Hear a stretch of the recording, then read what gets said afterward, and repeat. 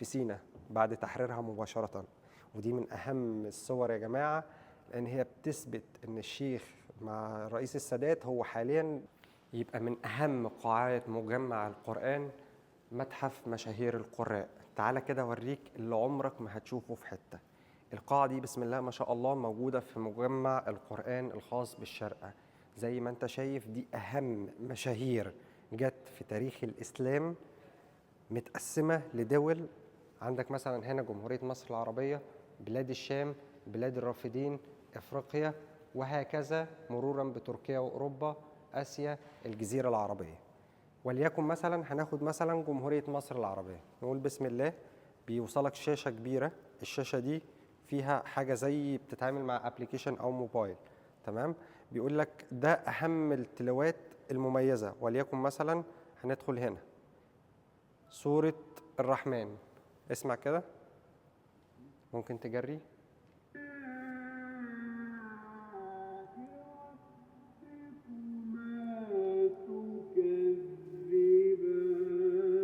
يبقى دي كده مثلا سورة الرحمن من جمهورية مصر العربية، صاحب التلاوة بتاعتها، تمام. دي المشاهير، أو ده بقراءة الشيخ عبد الفتاح الشعشاعي. دي التلاوة المميزة الخاصة بالشيخ عبد الفتاح الشعشاعي، جمهورية مصر العربية. كذلك لو كده حبيت تدخل على الشام أو بلاد الرافدين أو تعال بقى بص الركن اللي في الآخر دوت، أهم مشاهير مقرآت عبر التاريخ. دي أساميهم كلها: السيدة فاطمة الزهراء رضي الله عنها، أم المؤمنين حفصة، أم المؤمنين صفية، أم المؤمنين عائشة. كذلك دول أهم المشاهير المقرآت على التاريخ، على مدار التاريخ. لو تعالى كده لو دخلنا على الشيخة مثلا أم السعد، بيطلع لك صور وثائق ليها، السيرة الذاتية بتاعتها، تمام.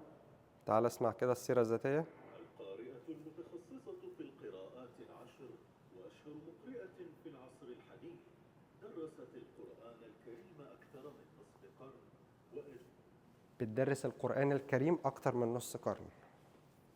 يعني أنا بصراحة يعني مذهل، أنا عندي حالة ذهول تام باللي أنا فيه دوت. دلوقتي إحنا موجودين في الجزء الخاص بالشيخ مصطفى إسماعيل. بص كده، بص العظمة دي.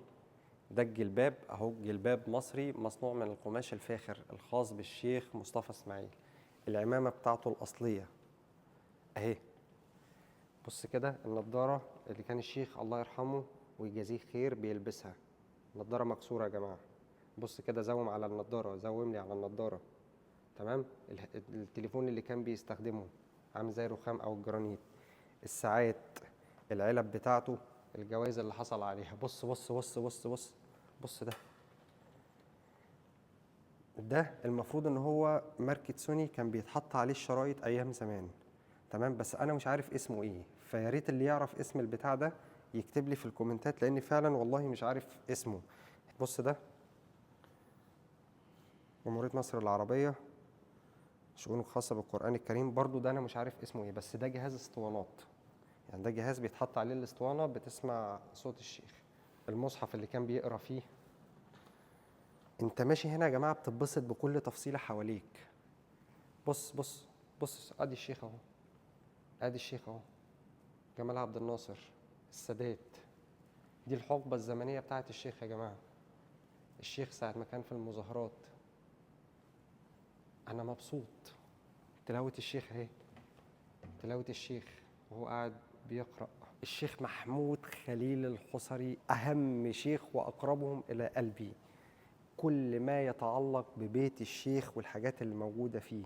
ده مثلا اللي كان بيشغلوا بالزيت عشان خاطر ينزل يصلي مثلا، لو أو يشغلوا عند انقطاع الكهرباء.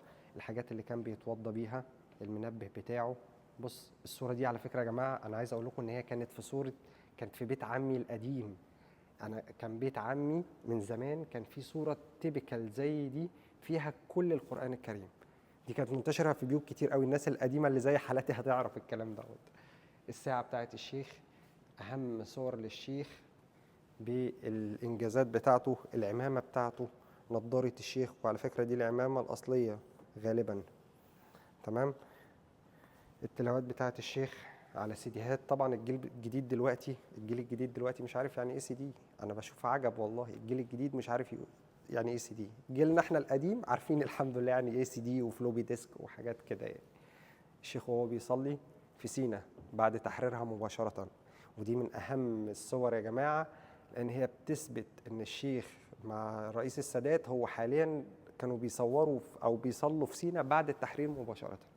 ده راديو شكله رائع رائع رائع فوق الرائع على الطراز القديم. شايفين يا جماعة الراديو فعلا هو شكله شبه الأصلي بالظبط أهو. جراموفون، الجراموفون. بس هل بقى الموديلات اللي احنا شفناها قبل كده هي الجراموفون ولا لا؟ اللي يعرف يسيب لي كومنت. انا ده عارف ان هو جراموفون تمام. ودي السي دي، مش السي دي، الاسطوانات بتاعته. بص ادي التلفزيون الخاص بالشيخ. وقبل ما اوريك العظمه اللي جايه هسمعك حته من صوت الشيخ محمود خليل الحصري عشان تبقى عارف احنا بنتكلم على مين للي ما يعرفش. خش كده تلاقوا مميزه، وليكن مثلا سوره ياسين. أعوذ بالله من الشيطان الرجيم. سمع؟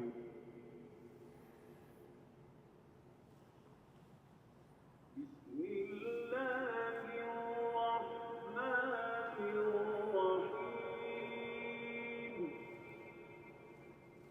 ده قبل ما انا اتولد، ده قبل ما انا اتولد. صدق الله العظيم. سمعتوا الصوت وحلاوته؟